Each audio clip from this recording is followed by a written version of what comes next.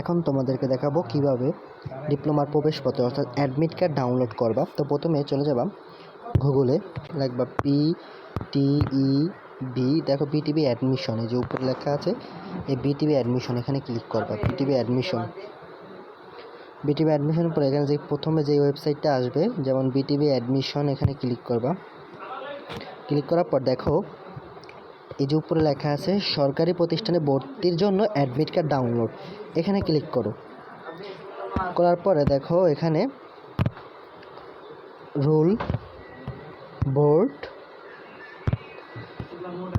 ইয়ার সব কিছু বসানো নেই, যে এখানে দেখো এই লগ ইন, এই বাটনে ক্লিক করো।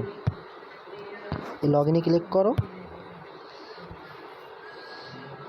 দেখো এখানে এই যে উপরে লেখা আছে ডাউনলোড অ্যাডমিট কার্ড, তো এখানে আমরা চলে যাব ডাউনলোড অ্যাডমিট কার্ড। দেখো এই ক্যাপে ক্লিক করলাম, করার পর আমার অ্যাডমিট কার্ডটি ডাউনলোড হয়ে গেল।